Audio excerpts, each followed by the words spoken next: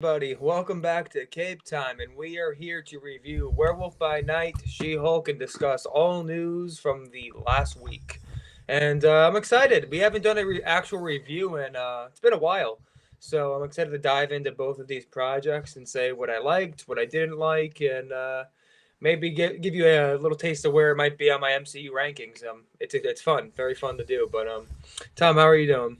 I'm doing well. My microphone has returned from the dead. Yeah. Truthfully, I lost it in my laundry basket. I don't know why I put it there, but it is back. It is in my possession, and now I get to talk into this ball of sunshine. So I'm very excited to be reviewing some things and also talking about some news. Yes. I'm also excited to get a haircut one of these days because I'm just looking at myself right now and it's quite disappointing. It's okay though. My acne is starting to clear up. It's almost like I'm starting to become a man again. Who knows? Who knows? Puberty has not been kind to young Mr. Smith. Um. All right. So what project do you want to go into first? Preferably one of them. Um, Yeah. hmm. Let's see. Let me look at my trusty list of topics. Well, I'm talking about review topics. Is Oh, it okay, yeah, okay, okay. Werewolf by Ooh, Night, or do you want to do ooh, She-Hulk? fuck. Okay. Hmm. Hold up. I'm gonna flip my remote. So if it lands on the button side, we'll do Werewolf by Night. If it lands on the back, we do She-Hulk. All right. Werewolf by Night. Okay. Okay. Yeah. This is a great one to review. I mean, Werewolf by Night. When they first dropped that trailer, I was blown away. Yeah, I knew we turned. I think we did. We talk about that on the pod. We probably did, right? We did a Probably. Yeah, we did an Yes. episode after that trailer. Yes, we did. Okay, so Yes, we did. yeah, I was super excited at the time. I loved the look, the feel, and the fact that we had Michael Giacchino directing it, who is one of the best composers ever. I was like, oh, this is gonna be a His really work freaking on The yeah. Incredibles is insane. Oh, dude, his resume is just insane. I mean, he did Up, he did Up, like he did one of the most iconic pieces ever in that movie, quite literally. But yeah, I mean he's a legendary, and the fact that he's stepping into the world of directing now is really cool. And I didn't quite know what to expect from him as a director, but if the trailer was in the indication, I knew I was going to be pleased with what the product was. And I will say, I'm extremely pleased. I've watched it twice. It got even better on second watch. Truthfully, I absolutely adore everything about this project. It's campy in all the right ways, yet it also feels very earnest, very serious, and you have this really good this blend of keeping it like it feels within the world of the MCU while also not being in the world at all. And I really love how you can get both feels at the same time. And the fact that we had so many practical effects, we got a practical man thing. Like imagine saying we were gonna get even a half practical man thing, which is pretty much what we got. Like that's so freaking sick. And Jack Russell, such a cool character. The Werewolf by Night design itself is awesome. All the secondary characters are great, like Elsa Bloodstone. I really love her a lot. And this whole monster world, this is such a great stepping off point for that whole side of the MCU. And now there's so many places we can dive into moving forward. And I can't wait to see what Marvel does next with this. And we better see both Ted, yes, I'm saying Ted and Jack very soon because both of them are freaking amazing. I concur. I concur. I really enjoyed said presentation. And I probably should have put this in our list, but it seems like these special presentations are going to be here to stay, um, which is quite nice. They feel like little short films in a way. Hmm. And like they're going to like introduce characters, and like I think it's a cool way to do it. And it's kind of crazy how a composer who's literally first time directing Wait, Tom, like freeze. Freeze. Your voice sounds a little fucky. Fucky? Yeah. Fucky? Oh no. Hold up. Hold up. Hold up. Hold up. Hold up. Hold up. Hold Maybe up. do an unplug replug. I got this. I got this, guys. I got this. Oh, fuck. Huh? I think it's better. Yeah. Alright, let me try. Yeah, you're good. You're good. You're good. What about now? Yeah, you're all good. Okay, thank God. Thank God. Fuck. Okay. Now, back to my point. Because technology betrays me. Yes. The fact that Michael Giacchino, who has never directed anything and is more known for composing, just directed one of the most directorial style. You know what I'm saying. The most stylish in terms of its directorial choices in the MCU is quite shocking, but also quite cool. And I'm glad that for what we can say about Phase 4, um, is that I do feel like, for the most part, it's been. It feels like. How should I put this? It feels like everyone's doing their own thing, Yep. and I mean that in a complimentary way.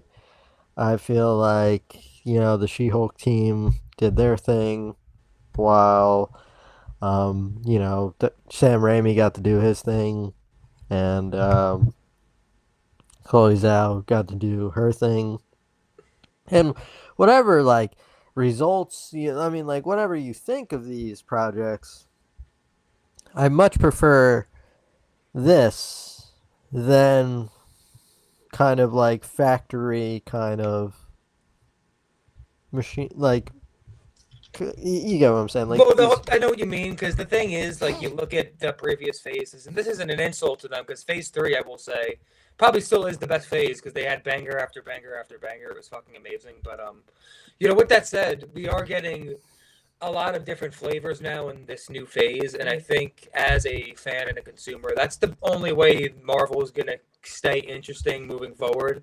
They gotta keep changing up the formula. They gotta mix things up, and they gotta let directors do their things. And I think as we continue to move along and progress further, I think directors are only going to get more and more freedom in Marvel, truthfully. So I think we're in a really good place. I think because there are now so many projects in the works That too. that Yeah. that it's almost impossible to have your hands. Oh wow, I just dropped my phone. That's not good. It's almost impossible to have your hands on everything. Like, so you're gonna have to let the directors make the movies. So it's working because Werewolf by Night is tremendous, and getting more onto the topic of WBN. Haha. I mean, abbreviations, baby. All right. I think this is definitely one of the more fun kind of. It released at a perfect time too, because it was right in time for Halloween. It's moody. It's like atmospheric. It's definitely a love letter to those old Oh yeah. Universal. Oh, voice crack. That's not good. Universal monster movies. I think Giacchino did the music for this too. Yes he did. And it's So, fantastic. so he's just like flexing on us, which is funny. And it'd be kind of weird if he hired another composer to do it. It'd be like, dude, you could have just done this yourself. Get the fuck out of here. Yeah, like Um, his fucking main theme for this dude is so good. It's so good. I listen to it constantly.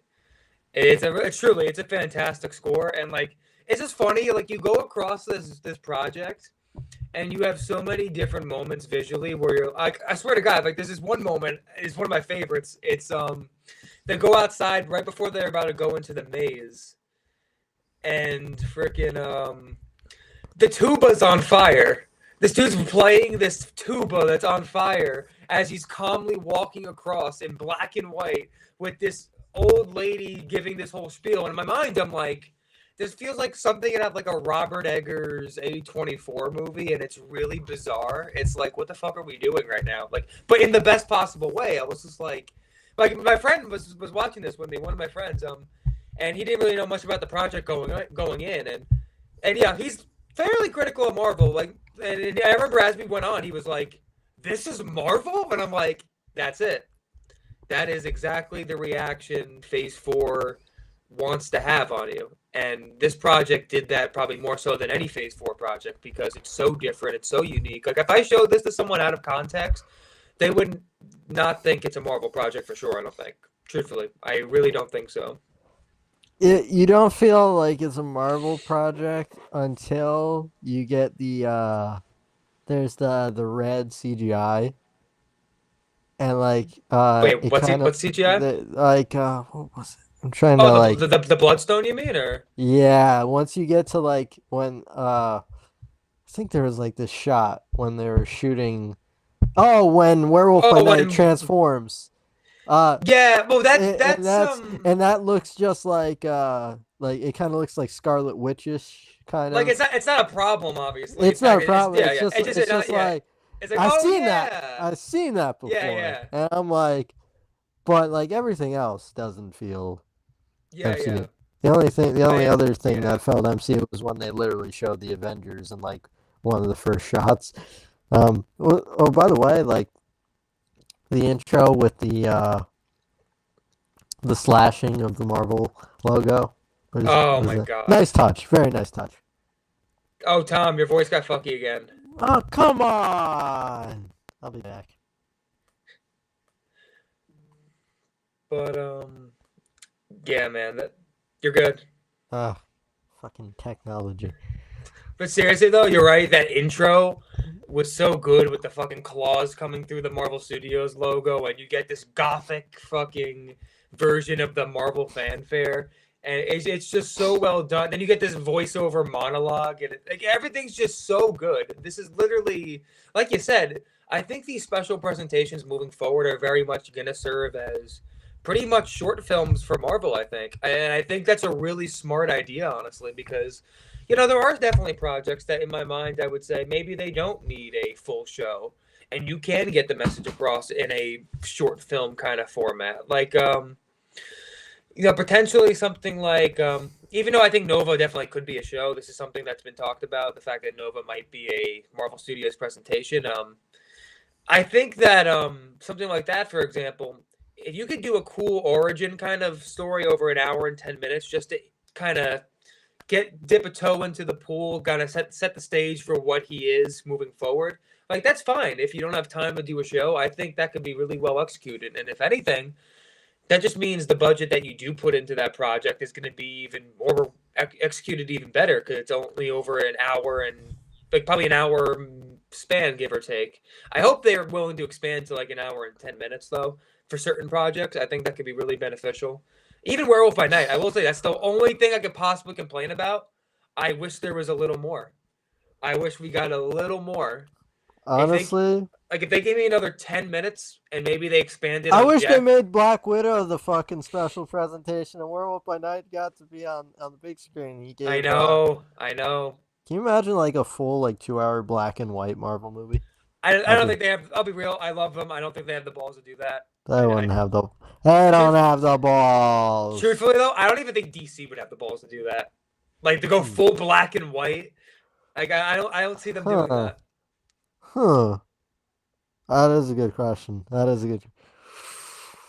Hmm. That is a good. I mean, it depends on like. I think WB is generally more directorial No, kind I of. agree. I do So like, agree. if But Matt they Reeves, have their limits. I think if Matt Reeves wanted to do like a black and white Batman movie, I think they would kind of like. It'd be like, all right, we're gonna give you a shot here. Think better make us some money though, because we're going broke quick. Um, but yeah, like I'm just I'm just so happy with with the show. I think it was cast pretty perfectly as well. Yeah, Gail Garcia. I don't really know. The only project I know him in, honestly, which is pretty funny, is Old, that the M Night Shyamalan film that was really not good. Oh, I'm sorry. Yeah, that's the only thing I have ever seen him in. But I will say, in that movie, I thought he was pretty good. I didn't think he was bad or anything. I just didn't really. He was surrounded by shit, quite literally. So it's kind of just like, it is what it is. But in this project, he with a better script, obviously, he has a chance to shine. I think he did really great. I love him in the role, and my friend had a really accurate description of him, but I can't quite remember what it was. He compared him to another actor. It's drive me crazy, but it's gonna drive me nuts. I'm gonna have to ask him later, but I will say I'm very pleased. For me, this is in my MCU rankings. I think it landed at number 12 for me. I like it a lot, and I think if it was like a full feature film, it probably would have ended up being like a top 5 kind of project. Truthfully, Yeah, hold up. I'm sitting up because go for it. I'm in pain. All right. Now, hold up. I agree. I do agree. I think I have it at 11 right now. Okay. Oh, okay. I think I'm pretty sure it's like at 11. Now, if Daredevil was allowed on Letterboxd, I think it would be at 12. But beggars can't be choosers. But yeah, that's really the only like complaint I have is like I wish it was longer, but it's not the only thing in my life that I wish was longer. Yeah. Okay. I'm sorry, internet. I'm sorry. I'm gonna actually try to be professional here, and I'm gonna bring my table into this. Awesome. Oh yeah, look at that. Oh, big setup. Good job, Tom. It's almost like I should have done this earlier. But I'm a fucking lazy slob who doesn't deserve anything nice in life.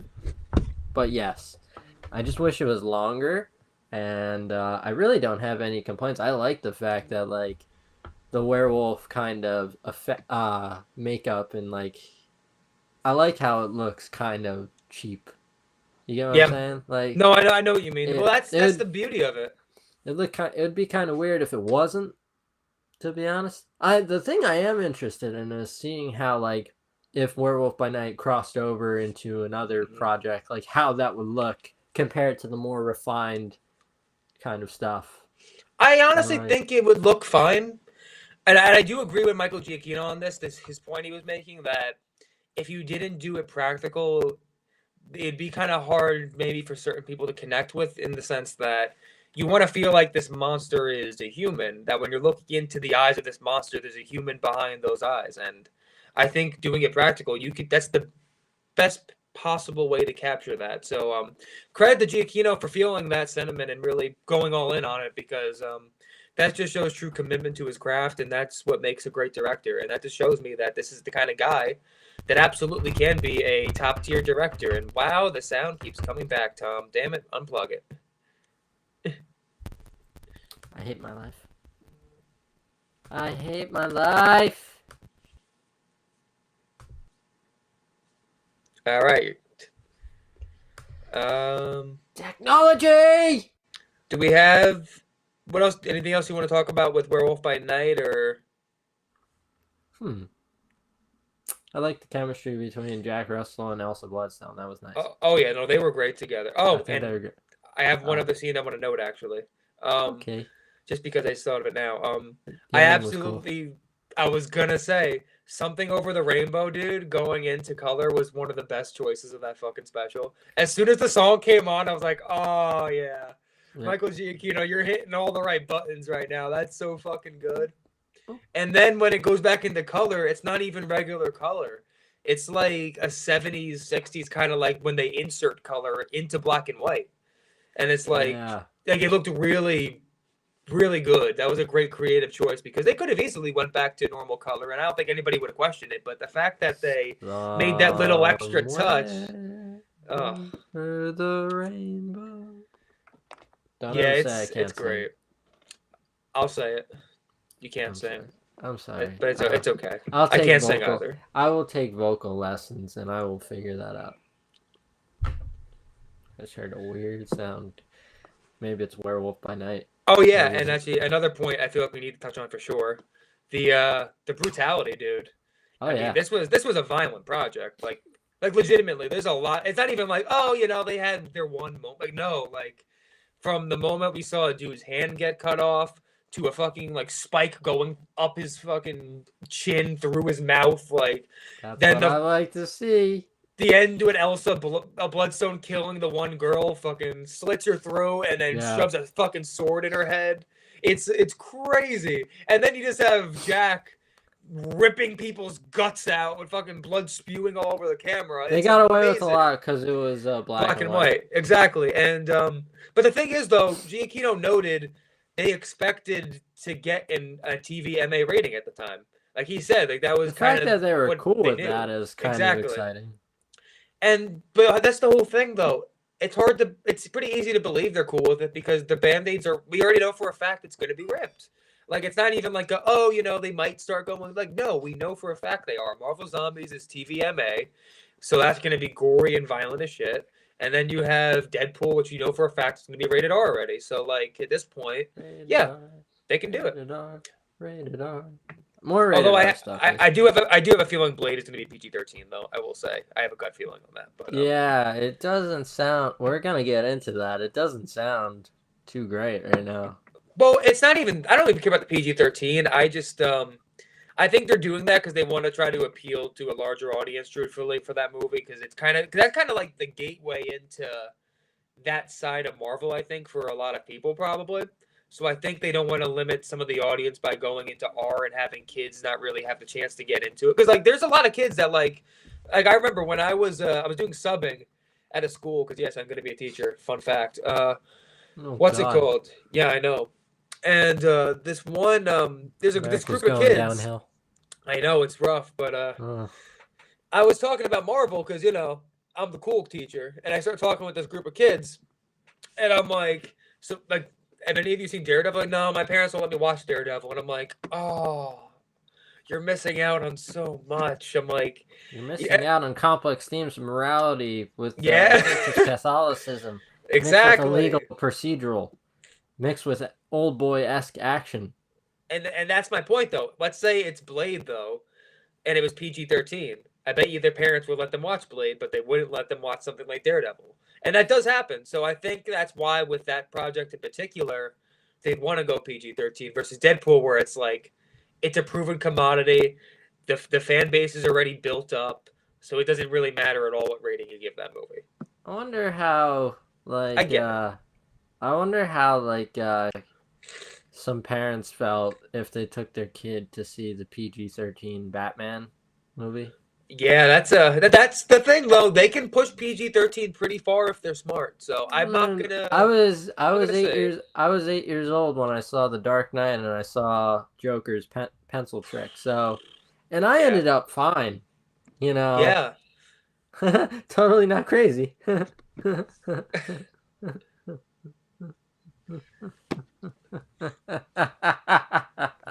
Okay, I'm back. I'd be a great Joker. Let's be honest. So.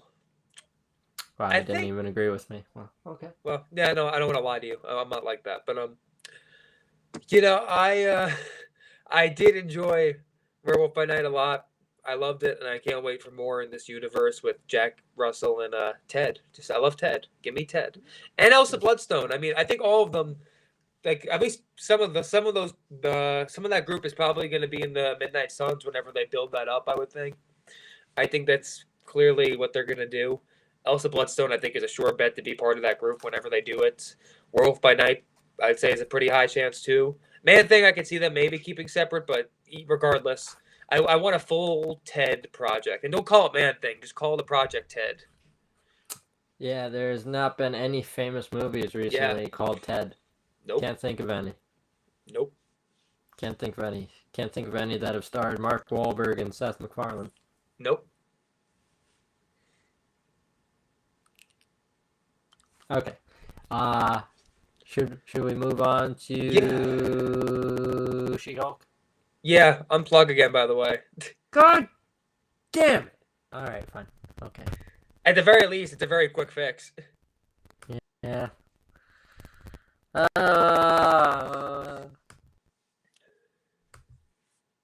I'm back. All right, but yeah, let's do it. She-Hulk, man. This is a project I've been waiting to talk about. I would say this is the most controversial MCU project ever, probably. Hmm. Controversial for sure. Fans have been very outspoken on a lot of parts of this show, Hmm. and even me, I have had parts of the show I didn't love, Hmm. and I'm gonna give my honest opinion on the whole show here. Hmm. Yeah, I'm trying to. yeah. I'm trying to think in my head if there were any that were more controversial. Oh yeah. Huh. Hmm. You can No. get into it while I think about this. So Huh. She-Hulk is a project that I can ultimately say I enjoyed. I there's are ups and downs. I've heard a couple of people talk about this, and I agree. I think the show starts off strong. It I think has a Eternals might have been more controversial. but the thing is though, people weren't pissed about the Eternals. People were actually pissed over this show. Like the people were watching Eternals, they were like, that really wasn't good. People have watched this and they just said, this is fucking disgraceful. It's garbage. It's offensive. It's horrible. Like it's like a totally different kind of reaction. I think. Yeah. Like Usually, it's not the like same. It's not the same. it's an unfortunate thing, and like there's a big. It's too big. Like those nerdotic people. The They're worst. like Absolute worst. they are like the worst people you want. Didn't that guy like admit to like being like a drug dealer? I honestly have no idea. But Like those people suck, man. no, Like they do. They every do. time there's like a woman in a project, it becomes like a thing. MCU. Yeah. So I think Captain Marvel actually is the one that generates the most controversy I will because say I do not like that movie. Straight I up. don't like the movie, but like I like Brie But Larson. Well, that's what I'm saying. And I like Brie Larson. I don't like the movie. I don't like the narrative. That's different. I can give honest reasons for why I don't like the narrative. It has yeah, nothing to do with her being a woman. the movie Yeah. itself is not great. I don't. It feels like it definitely feels like the most like corporate and generic of all the Marvel movies for Oh me. yeah, Like definitely. and like so like I don't actually like the movie. It's just like these people like want to kill Brie Larson, and it's like Yeah. she's she's okay. She's cool. She's cool. She's Yeah. cool. I it's a really strange and disgusting culture that has been built out of that, and it's disappointing because a show And like I see She-Hulk, it, and it carried over. It's carried over to like every time like a female is in like a project. It's dude, like even like I can't believe people have shit on Miss Marvel the way they did too. Even like this is like she's a young girl. Like, why are you gonna fucking do that to her? and That's then not right. It's yeah, and not right. then they use like the buzzwords like woke, the woke, and it's And like look, come on, and, it's like and shut hey, the fuck, it's like shut the fuck like up. I think it's possible for a part of a show to be woke, but it's different to fucking watch a project and say, all of this is woke garbage. This is fucking horrible. God, Yeah, why do women have to be the lead? It's like, no, it's different. It's one thing if they're pushing a little bit of a quote unquote woke agenda. That's different.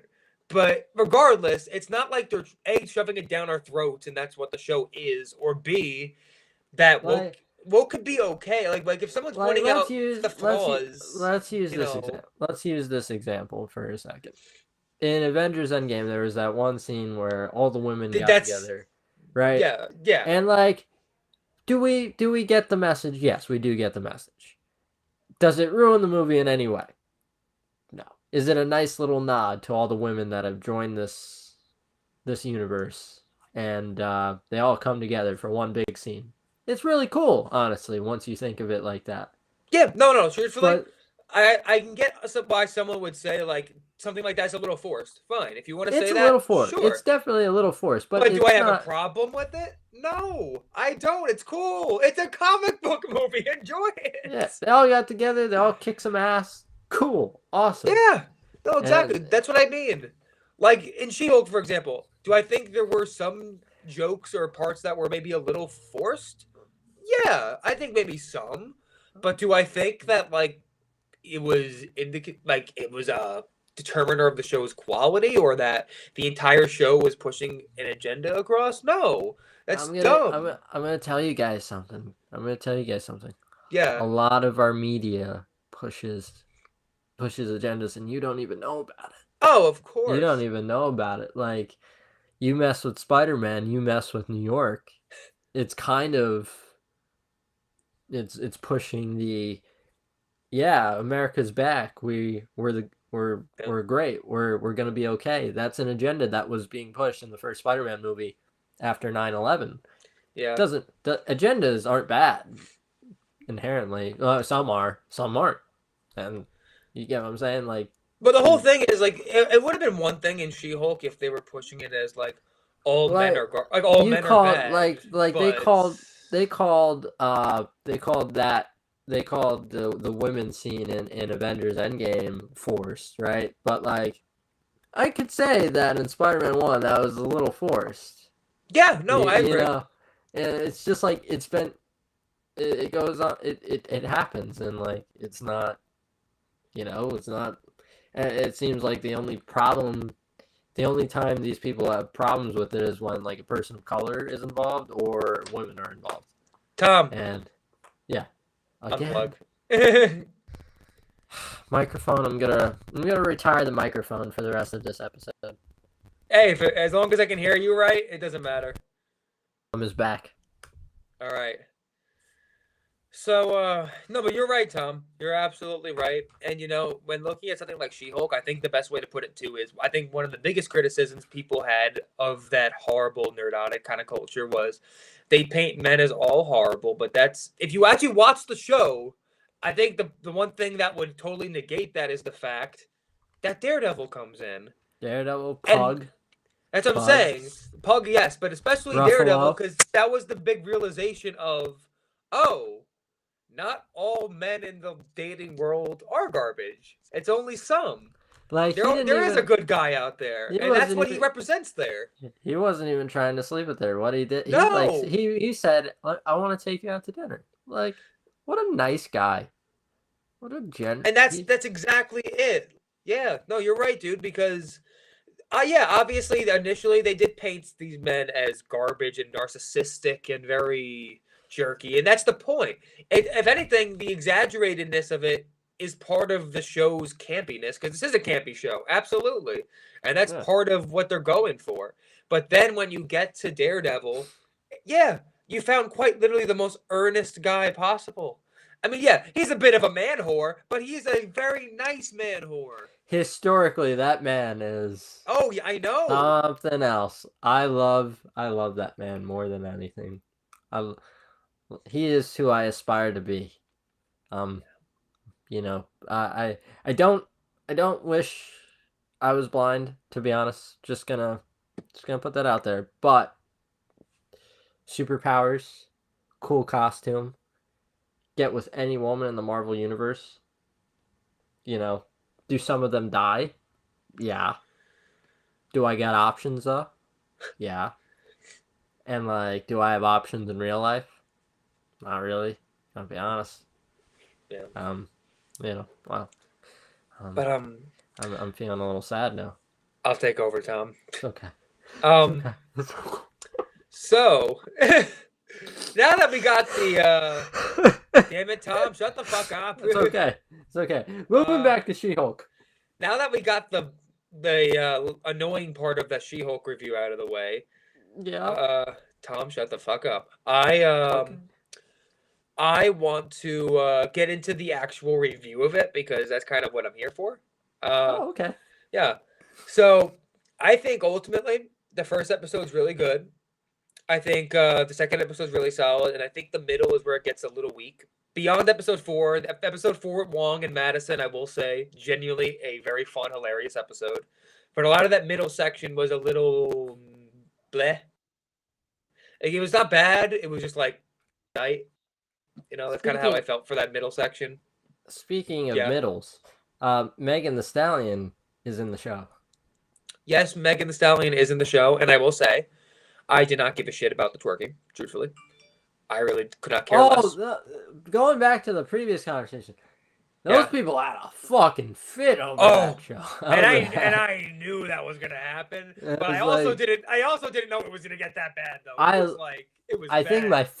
think my favorite aspect of this show, minus Daredevil, obviously, is the fact that those people got trolled so hard through the entire show.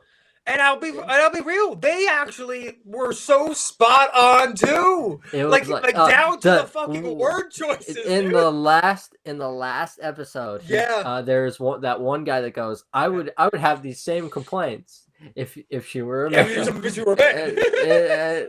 I was like, I have seen this before in real life, and they nailed it. You Man. gotta give them credit. Like even if you're They- getting mad over that, that probably means you were one of them. Like let's when be real. when I was watching that and I saw that, I just crawled, crawled up and like, oh man, That because that like hits. That hits you because know it's so real. you know that's they're gonna pick that one up and they're gonna be like, guys, I think this may be about us, because like those people aren't bright. Have you seen And Hocus like Pocus 2?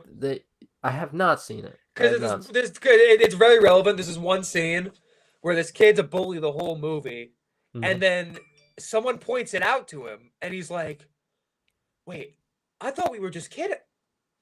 I'm a bully," and he has like a full like minute of just like it's like an existential moment of like, "Holy shit, I've been a villain my whole life," kind of thing, and it was just like, "What the fuck?"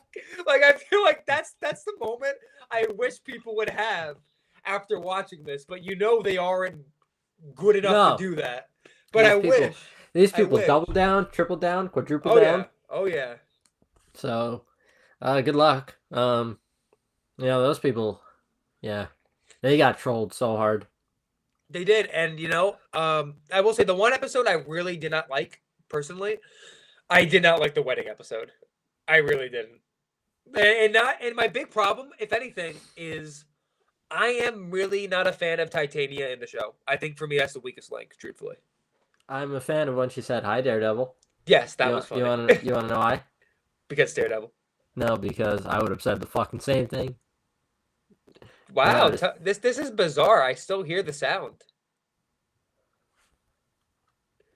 Maybe it's just something on my end. I don't know. It's really weird. But I don't know. But it can't be on my end because every time you fucking unplug, it fixes.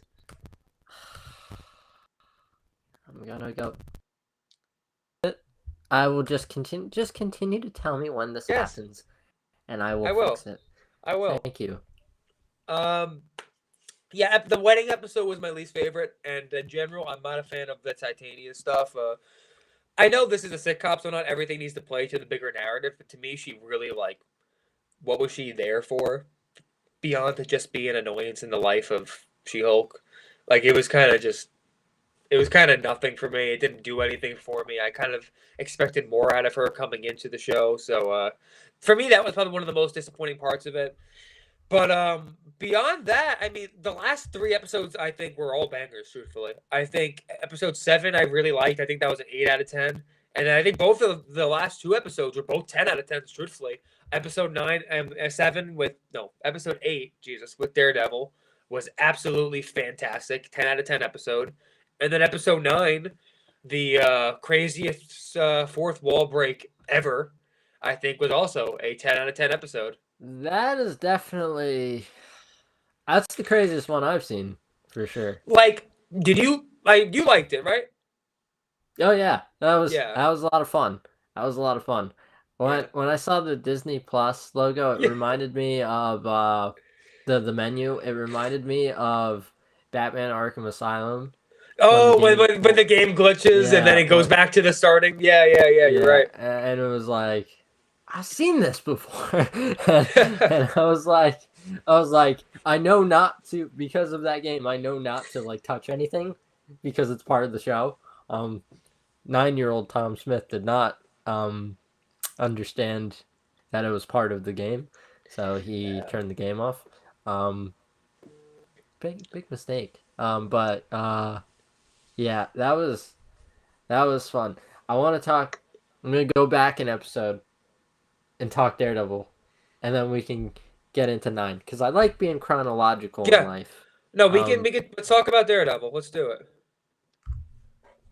I don't know if you know this, Luke, but I quite enjoy Daredevil. I and know. uh, and boy, were my needs met in said Yeah. episode. Um, there are those same people, or like Yeah. those same people adjacent, complained about Daredevil in the show, I can't and even it's imagine. like, why? Like, I if don't you know. saw if you saw Daredevil season 3, he figured all of his shit out. All right, so like the last time we saw that dude, he got his shit like figured out. He let people back into his life. He's much happier. He's starting a new law firm. And So like, like so like regardless, it's been 7 years. It's been and he's years. always he's always had a sense of humor. He's always had a sense of humor. Like when he's not like extremely depressed like he was in season 3.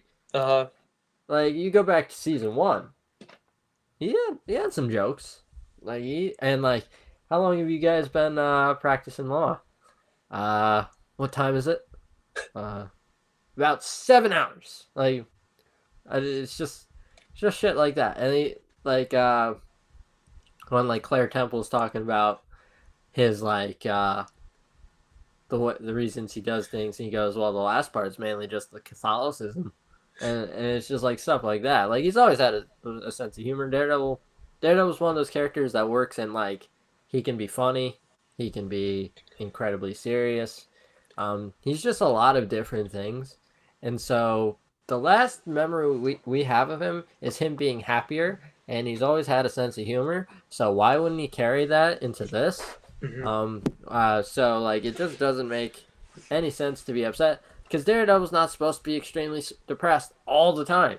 Yeah, I He's think a he's that's a common misconception I he's think people like got from the show. one of the most human people of all time. Yeah, Yeah, one of the most human characters you will see. He's a human. Like he is.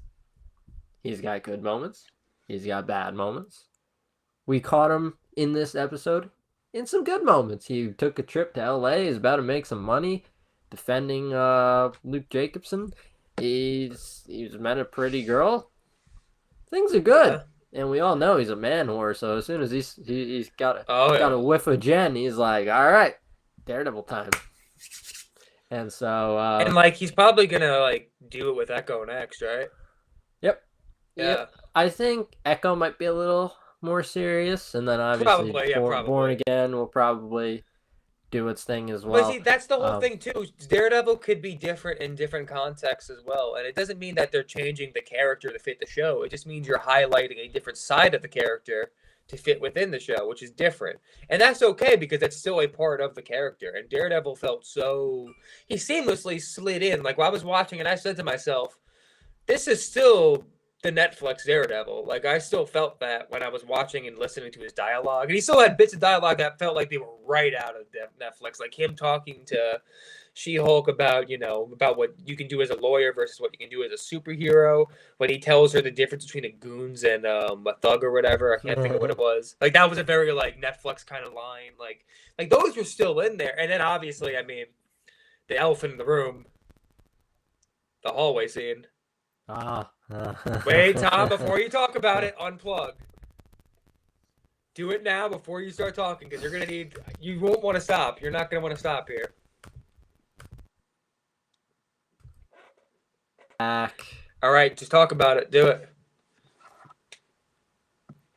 I enjoyed it. It was when I saw the blue lighting, Yeah. that's when I'm like, okay, they're gonna. And I knew that like once he finished the first round of goons, Yeah, me too. I knew that it was going to stop. I knew that She-Hulk was gonna do it Yeah, because I yeah. know that in Daredevil Born Again, they're just gonna they're gonna get that He's out of going the to do way. it all. They're Yeah. gonna get that out of the way. Like they're gonna save that for Born Again, and like that's okay. It's okay. Like I was Mhm. satisfied with what I got, and it was really Even getting fun. a taste of it was so Got a amazing. little taste, and I was satisfied with that.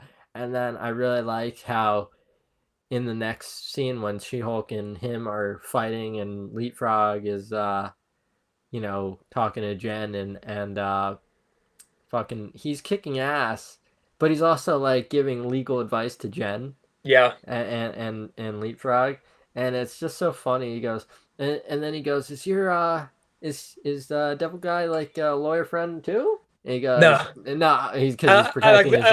I like legal I'm dramas. just a big fan of legal dramas. It's just like, yep, yep. And it's just like he's always had a sense of humor. He's always kicked ass.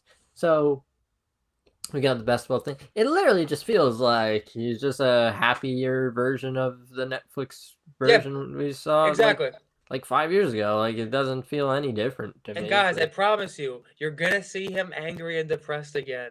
no, Daredevil won't stay happy forever. he never does. He never He does. never does. He's It's his like own worst it's enemy. like Spider-Man, guys. Spider-Man's gonna get depressed He eventually. It he happens. he is his own worst enemy. That guy. The only difference that I felt was just the CGI, because like And even that, I will say, the making him acrobatic was very cool. it was very fun. It Yeah, was very like cool. like they wanted to do CGI in the Netflix show. They just didn't have the budget. So like, Yeah, yeah. and like I don't mind Hayden Bowers. Like honestly, And like that's yeah, I yeah. was kind of hoping. I want to see fucking Daredevil jump off a rooftop with his billy club and just fucking swing. Yeah. All And right, it's not I even want to just see it. that. Like, look at the hallway scene we got. Like And you know what we the need?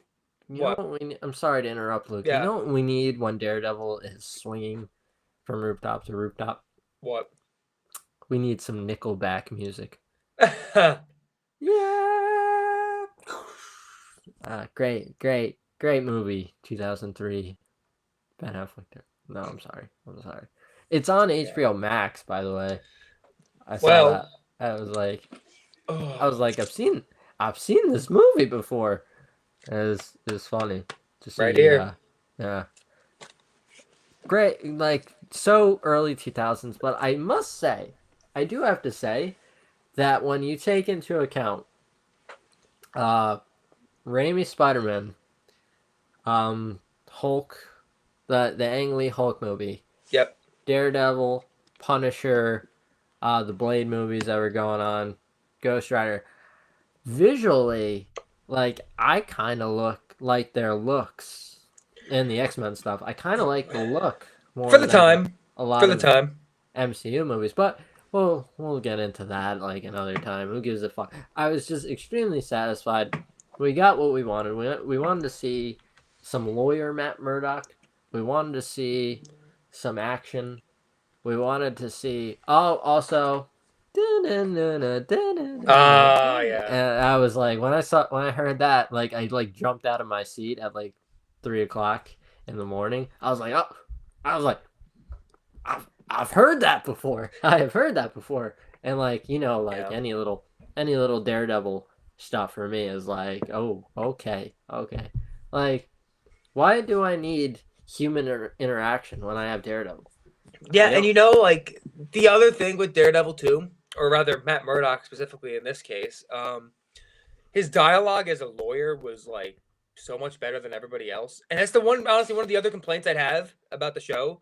The lawyers tend to sound kind of dumb until Matt Murdock comes in, quite literally. Like he's literally the first lawyer in the entire show that I felt like knew what he was talking about.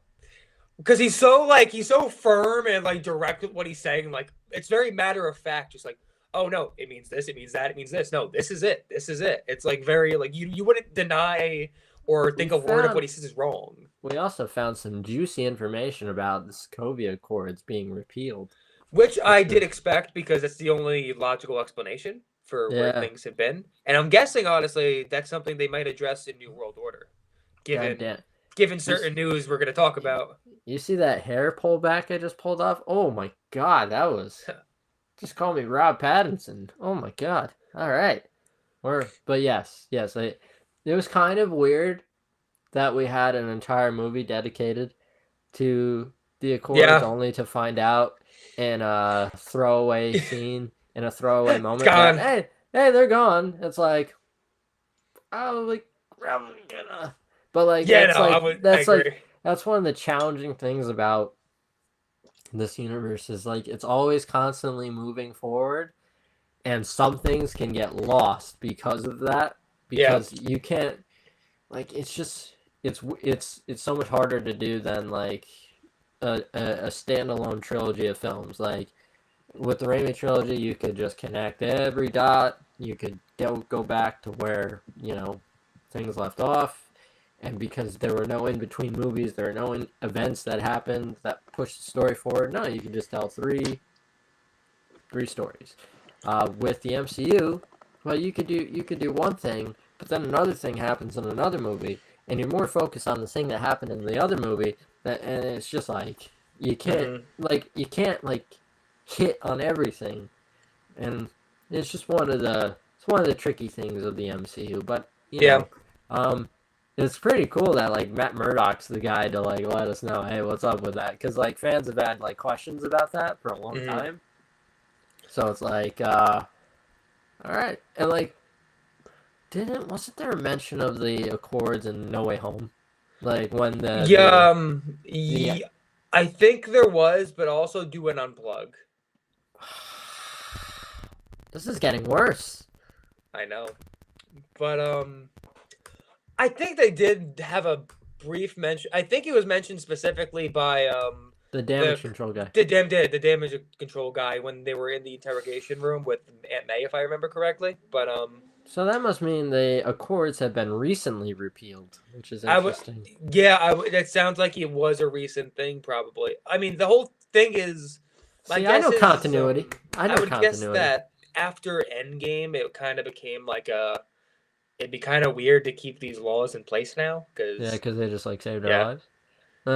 So we should probably get rid of those. But now I think the interesting conflict that's going to come with that is you're going to have a lot of people believing that they shouldn't have been repealed, including the Department of Damage Control, and that's probably where you're going to have this stigma against eventually mutants. When we get there, I mean, I think that's clearly what they're. I think they're slowly building towards that tension that's going to be built up, and they already set it up. I can't wait till we talk about the next episode, because like She-Hulk's like, when are we getting the X-Men? Yeah, and I was like, and she's like asking and like her face after she asked the question, she's like, I got you guys, I got you. We should probably talk about this now, honestly. Nah, we should let's go. Let's do it. Let's just do it. I'm very happy that's my favorite episode, the Daredevil episode. But that is also my favorite, and this one is my second favorite. There we go. Yeah. Yep. Finish strong. Yeah. The show finished super strong. For me, the show was like at a 6 out of 10 for a while, and then the last 3 episodes brought it back up to like a 7. I was very happy with the last 3, especially 8 and 9. Episode 9 was so fun. I mean, I remember people saw the runtime, including myself, and I was thinking, like, how the fuck are they gonna get this done? Like, I don't know how, but they did it in the most meta way possible. And if they did that with almost any other project, I would say it's a cheap cop-out, but it actually felt very natural in this show. And also, thematically, the character She-Hulk explained it herself, and she was right. It makes more sense that Todd's the villain versus Todd as a Hulk being the villain, because the point is that any guy could do this. Not some Hulk monster, like you don't need a big CGI third act battle. And I love that they decided to go against that and do it in such a fun, different, unique kind of way. I mean, I'm just gonna note it quick because I have to. When Daredevil drops in from out of nowhere, he fucking spawns in to the She-Hulk. He's like, Jen, I'm here to help. I was like, it's so funny. Like, bro, where did you fucking drop out of the plane that you were on back to New York? It's so funny. It's like they like dropped him off in like the most like random kind of place, and he did like the big superhero landing too. And it's so like, self-aware, and I love it. Like, were you hiding in a tree? I like to think he was. I do too. But yeah, that was funny. That whole like here's the thing, when obviously Jen got like arrested at the end of episode 8 and yada yada yada, she can't use her She-Hulk powers, and then she goes to visit Emil, and then they go down to that little meeting where Pug is also at, that stuff was actually really funny when he's like, you think she slept with it? Yeah, say it like you're angry about it. Yeah, it pisses me off. that should crack me up. And like, he's just such a loyal kind of friend. Yeah. and I just love like wholesome friendships like that. Because I have none. No, I'm just kidding. No, I'm kidding, Luke. I got you. I got you. High five. But then like when you see like Hulk show up and then Titania show up, like you could kind of tell like what's going on here.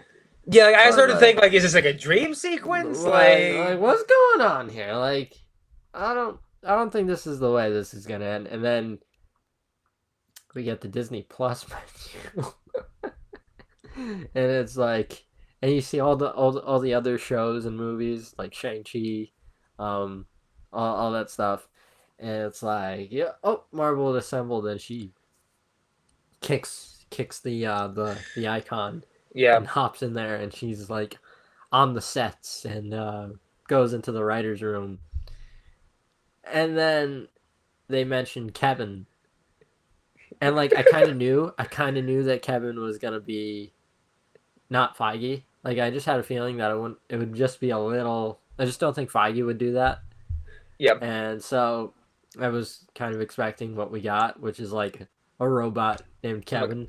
It's so funny because I watched the whole this whole interview with Jessica Gao, and she talks about when that came up, and she's like, "Yeah, like we tried so hard to get Kevin. He absolutely refused. He did not want to be Yeah, on screen. He did not want to voice it." And the whole thing it would have was, been funny if he voiced it. oh, it would have been great, but he wanted no part of it. But he said, "You can do it though with the robot." But in Dude, the initial pitch, she's like, "We want the robot to wear like a regular hat," and he was like, "Why would a robot wear a hat?" It's like, and it's he's like so of all things you could question, bro, it's so funny. bro. Of all the things he could question, he's like, "No, no, I'm dead serious. Like, why would a robot wear a hat?" And it's Kevin, like, it's still you, man. Like, that's funny. and then fucking they end up having. Then one of the other writers was like, "What if we give it? Like, what if we build the hat into the design?" He's like, "Oh yeah, that makes sense. Yeah, you can do that." It's like, that's something like Kevin Feige's the best because he cares about every little minute detail and it's hilarious. It's like, bro, you've been making movies about like talking trees for like the last like 10 years, and you're worried about why would a robot put a hat on? It's great. It's like, fantastic. it's so funny, and like, I think they kind of did they like in that scene where Jen's making her argument with Kevin the robot.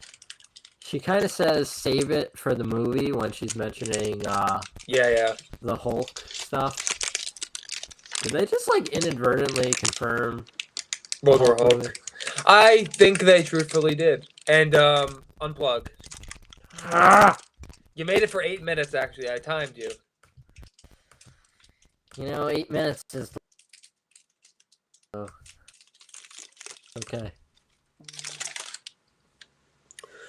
What was I gonna say? Oh yeah. But yeah, no, the Kevin Feige robot was very funny. I was very much into it. I love the idea of a robot running Marvel, and I like that they weren't afraid to poke fun at themselves. Like, oh, the internet always says that the third act is always the same, and then Kevin's like, who's saying that? It's like, it's so funny. It's great, and I definitely disagree with the criticism that I heard some people say that like, oh, just because She-Hulk is acknowledging their writing flaws, it doesn't mean the writing flaws are okay. And it's like they didn't even acknowledge any writing flaws with the show itself, except for the finale, which was the fact that everybody showed up and it made no sense. So yeah, they criticized the finale because the finale made no sense, and It's then they okay to changed be it. like, it's okay to poke fun at some things you may not be perfect at. Like, that's fine. But they Like, poked fun at the one thing they actually fixed, though. So yeah. it's like, what does it matter? Like, people were like, oh, you can't just criticize your own show entirely and then say it doesn't matter. That means it was bad. It's like, but you clearly didn't listen. They criticized one thing only. Like, they didn't criticize any other part of the show, quite literally. That was the only thing they criticized. Hmm.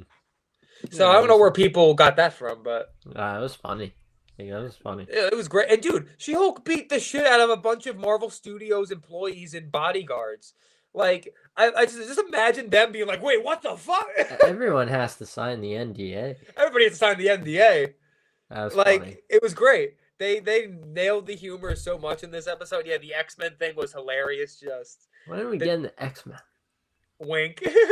Yeah, fucking great. She's like, And then you're very expensive. yeah. The VFX artist have moved on to another project. And then Wakanda the Forever Wakanda music Forever starts theme playing. plays is like, yep. It's so good. It's so Like good. that's funny. Like I understand I do understand the kind of like complaint about like the VFX artists have been treated like we've been over this But that before. wasn't them making fun of them, I don't think, truthfully. No, I don't think that was the point of the joke. I think people it's, misinterpreted that. it's I think they're more talking about just like how expensive it is to Well, animate that's what I'm someone like that. saying. Like, it has nothing to do with the VFX artist. That's just like, yeah, Yeah. you're a very expensive character to do, so please transform. Oh wow, that was like a laugh and cough at the same time. I don't. That's new. Um, that's interesting. But yes, I agree. Uh, yeah, and overall, the I guess we can just go to the final scene. Honestly, the with the picnic table at the end, in the backyard at Matt Jed's Murdock in house. a Matt flannel. Murdock, dude. Everybody sims for Matt Murdock. The father loves him. The chick next to him was like, "Oh, can you stay longer?" Tom And watching. I love, dude. The husband pulls her away, and he looks at him like, "Who the fuck are you?" Who the And fuck it's is so Daredevil? funny. It's so funny. And then Everybody just wants a piece of Matt Murdock. Like, it's amazing. they don't call him Charlie Cox for nothing. No, and the fact, even though we didn't get to see them interact, him with fucking Mark Ruffalo at all Hmm. is just amazing.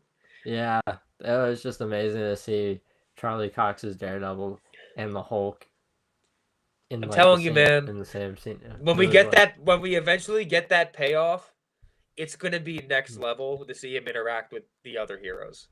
And I it think, sucked. It like, sucks it's that he crazy. couldn't. It sucks that he couldn't come in for like Civil War and like I know. have been with Iron Man and Cap.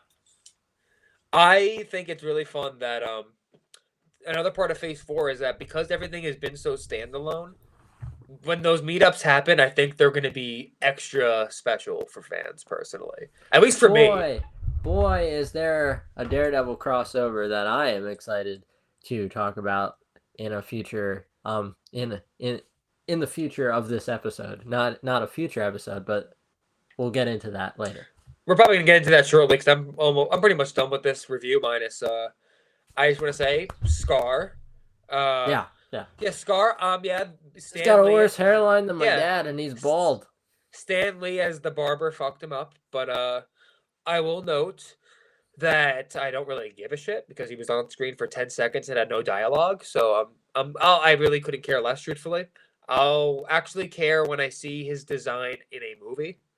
Until then, I'm kind of just gonna say cool, personally. But why even judge it now? Who fucking knows? But yes. We are about to get into. Oh, I didn't give my rating for She-Hulk. I think I gave it like a 7 or an 8. Yeah, I would give it like a But 7 on the dot, maybe 7.5. and congratulations for sticking the landing because I know Yep, that's been yep. kind of tricky. But going to new topics now that our reviews are done. Good job, guys. Yes. Good job with. All right.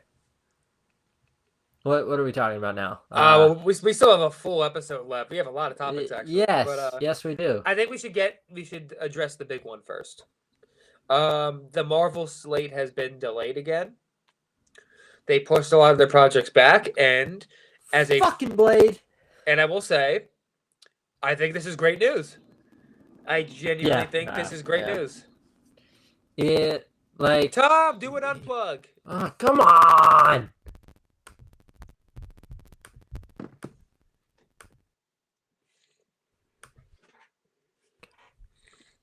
Tom is back. He is back. All right. Okay. Go say what you're gonna say. I was gonna say I'm in a calmer mood now. Doing I just thought like when they announced 2 Avengers movies in the same year, I was like I just didn't like like you can't do 2 of them. There are 2 massive movies that are have a lot of money put into both of them. I just didn't see that The happening. only weird thing is, like, if those dates were placeholders, which I'm guessing they were, then why even give a date? I would have just said, like, yeah, these two are happening. Date to be revealed. Like, why give a date that early? Mm. And like, they had to factor in, obviously these slates change all the time. Like even when they announce a preliminary slate like they did, there are gonna be changes. There are gonna be delays. There's Sucks gonna be that more. There's gonna be more changes too. By the it way, sucks that we're not getting Fantastic Four in a year that ends with four.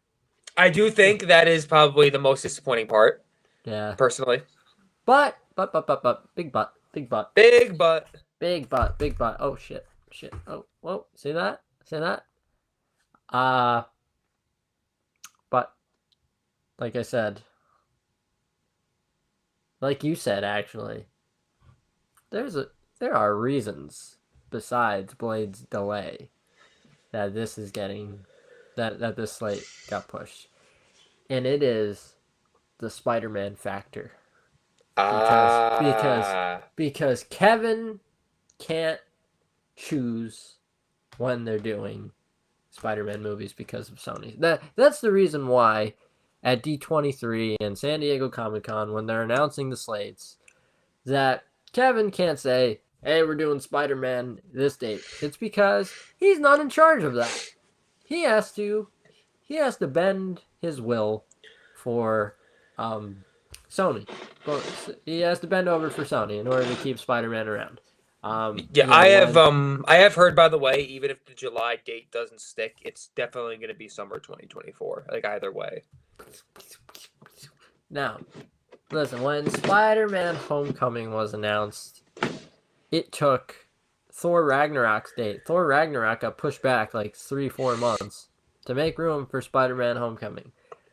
So, we've heard the rumor that they've set the date for Spider-Man 4, July 12th, 2024. And I'm kind of mixing the two topics right now because it only makes sense. Yep.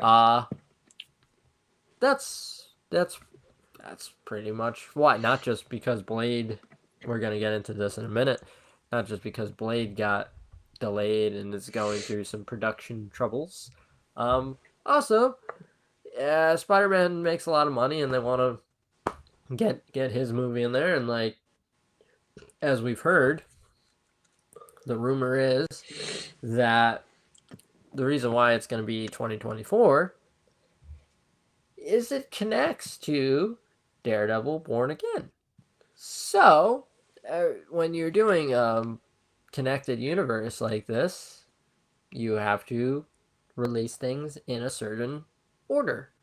And if those things can't be released in a certain order in a timely fashion, you have to make moves not just for one movie or one show. Mm-hmm. You have to delay like 4 or 5 different things. And that's what happened. Yeah.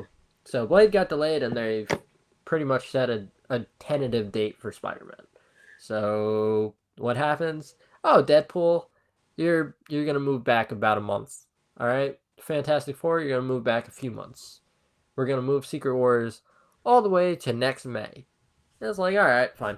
It's like, Yeah, and like in the end, it's like I don't really care because it's not really affecting the immediate future, and I'm still getting a lot of content over this next year. I'm just very thankful that those VFX people can like edit can that they don't have to worry about 2 Avengers movies releasing in the same year.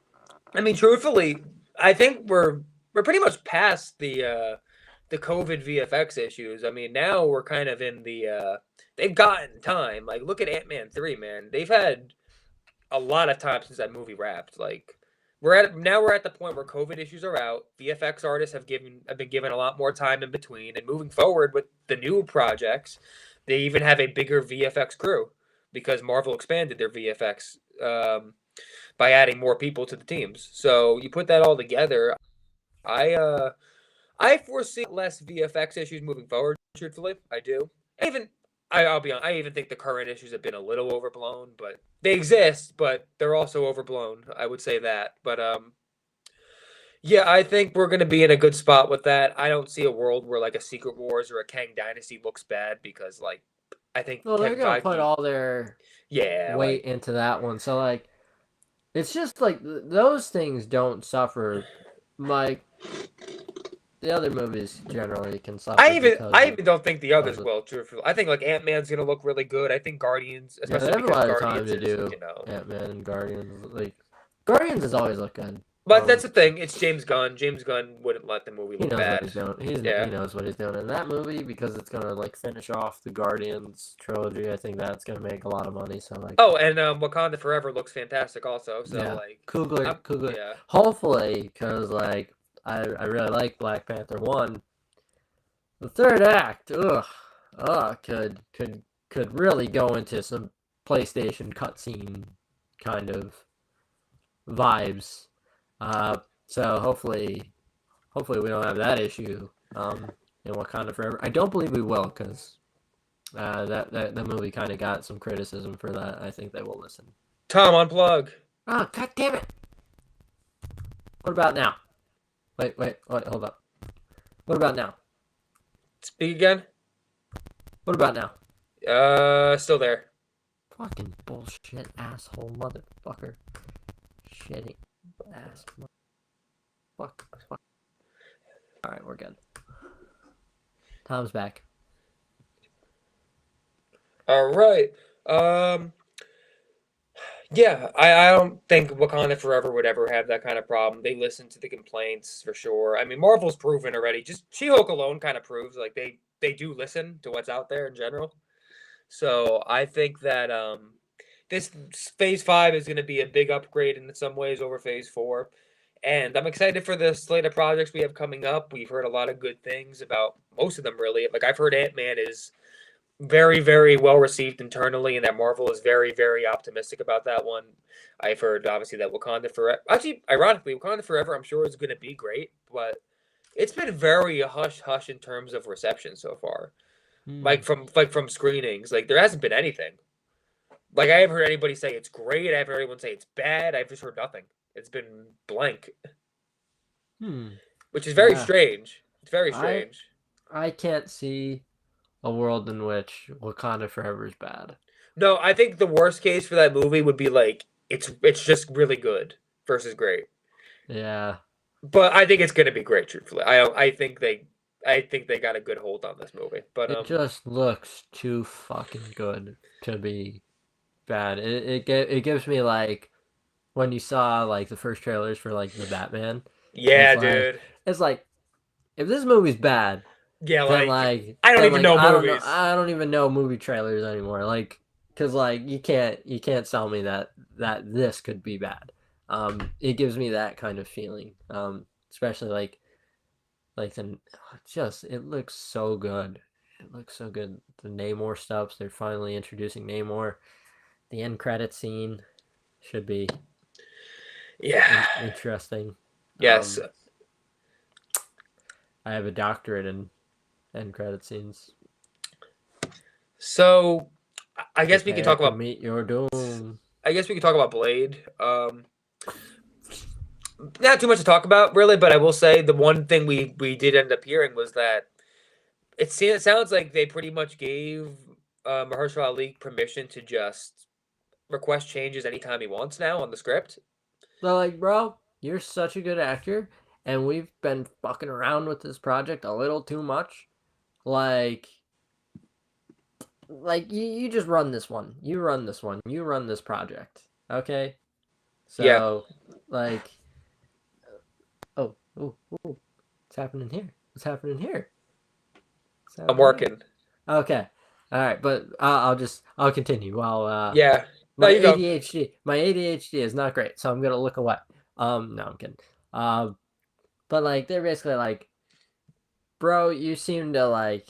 I think Mahershala is really passionate about this project. He just really seems to be very passionate about doing this, and he seems very committed to making this happen. Oh, Tom, Where it's Tom. No, your mic's unplug. good. No, your mic's actually good. Keep talking for a second because my computer's about to die and I need to grab a charger.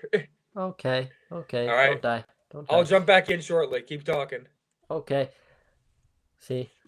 This has been the plan all along. Dominating this podcast and then soon the world. Um, so hi everyone. Um, but yes, what I was saying is that Mahershala Ali is such a good actor and is so passionate about this project that he basically, like, Marvel's basically like, you can do whatever you want. You could request changes, and it it's been reported that he's been quite unhappy with the way the Blade script has shaped up over the last few months, and it was supposed to begin filming like now. It was supposed to it was supposed to start filming, but the script was not good. It reportedly, and he seemed to be unhappy with it. So, you know, I'm just excited that we're gonna get like a rewritten Blade script that might actually be good, and that he might actually be happy with it, That would be because good. it would be. Hi, Luke. Good to see you. Yes.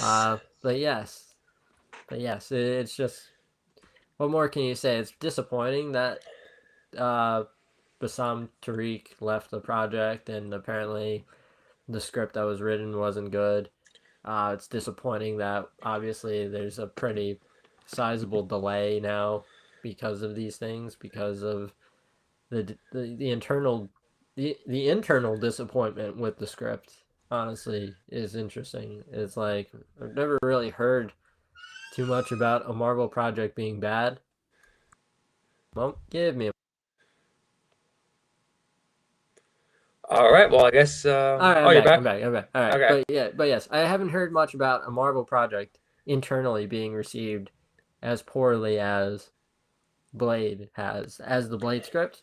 They were like, they were basically like, we can't film this thing The last time that because, happened was with Dark World, yeah, like it was like, we're gonna make a bad Blade movie if we start filming right now. and you see the difference So though between this and Dark World that actually might save this is they never stopped production on Dark World. Really, they kind of just said they filmed it and they said, "Oh, this is really really bad," and then they tried to make.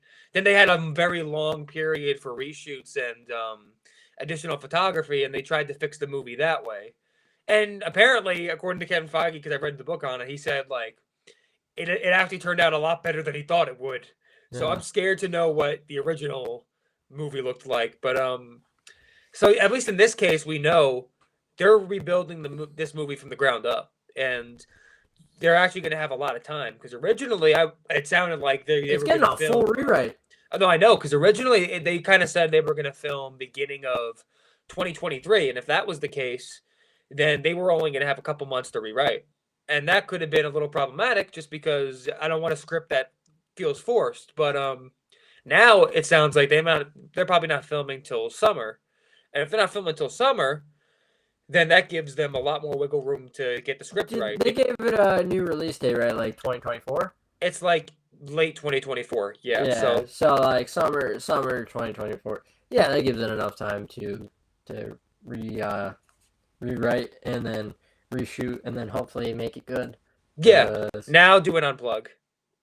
God damn it, fucking motherfucker, fucking betraying me today. It's okay, it's okay. But yes, like we were saying, they have plenty of time to rewrite it, get all the sets built, and make a good Blade movie, as opposed to a bad Blade movie, which you know we're in favor of.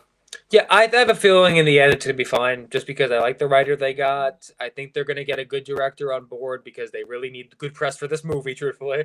And beyond Oh, that, do they now? oh yeah, and beyond that, the fact that they're giving Mahershala Ali more control is something you kind of have to trust because this is the guy who pretty much pitched this movie to begin with. Without him, they might not even be doing a Blade movie right now. So I think I that want a good Blade movie. I I think want it. we're gonna get it. I do think we're I gonna want get it. it.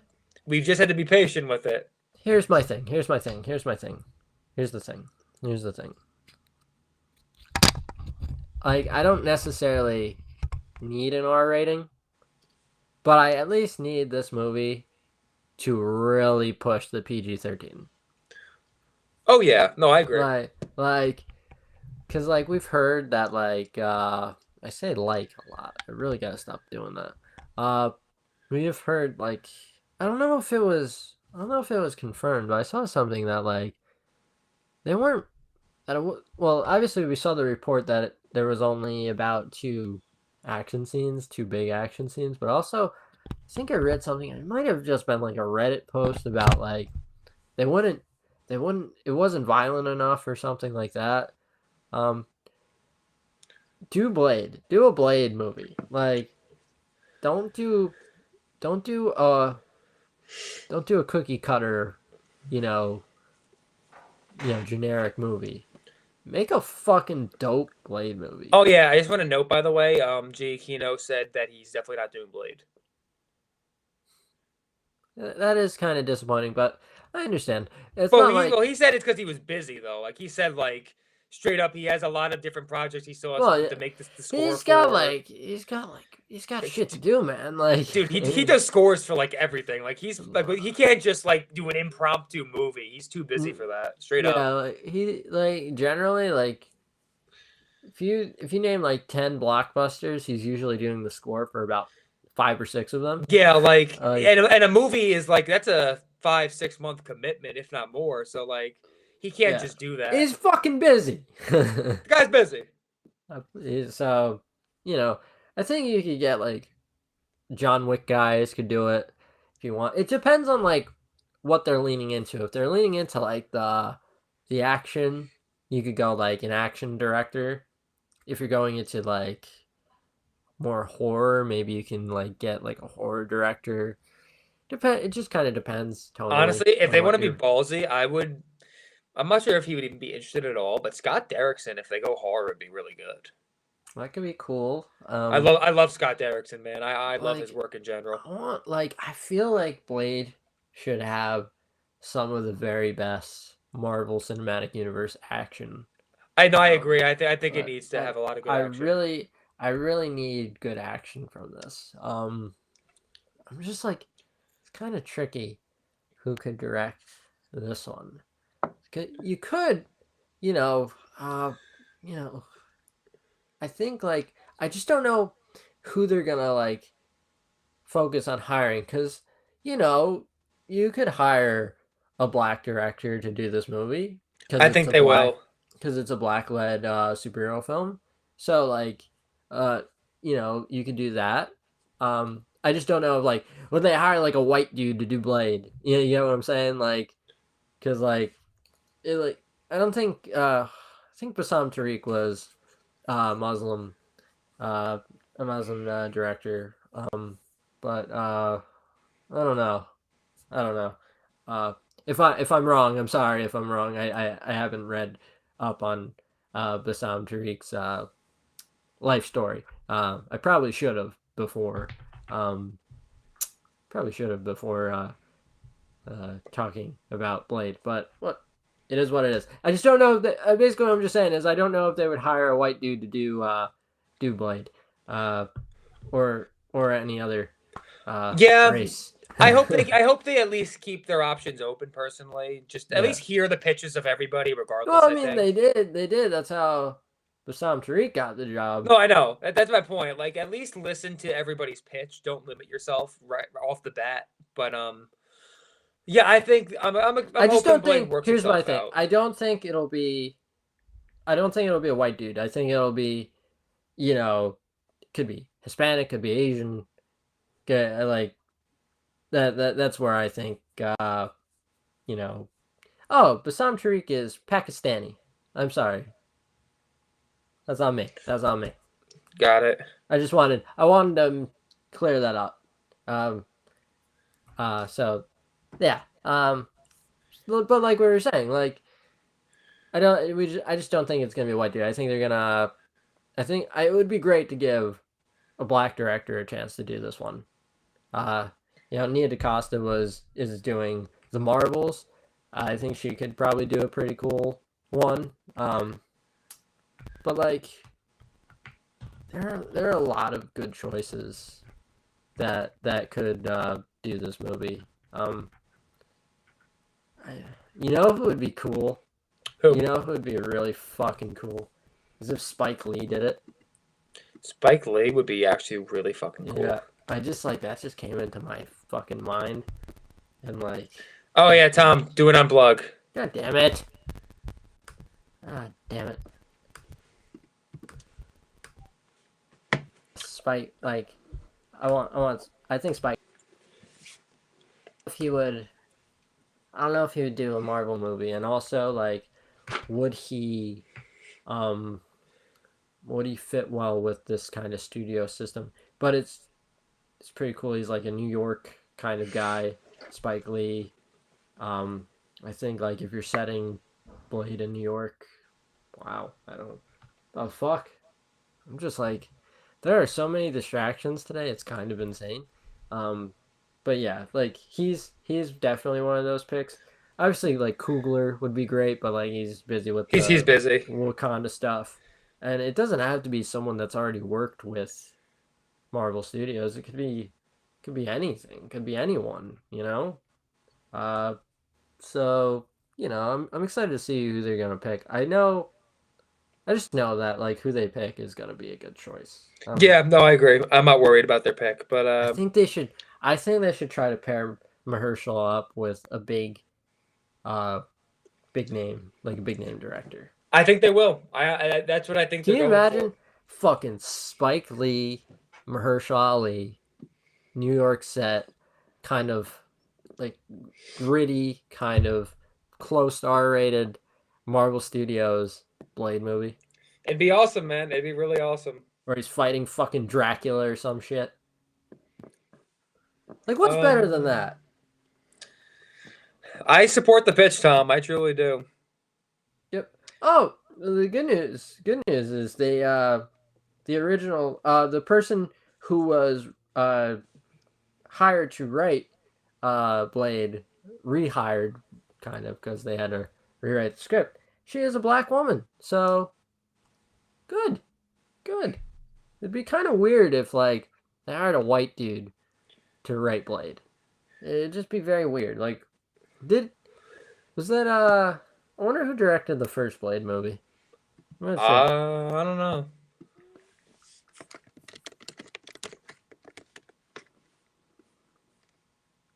Oh, duh. David S. Goyer wrote the first. David Goyer wrote the first Blade, and it is a white dude who. Wow, different times. That's for sure. Indeed.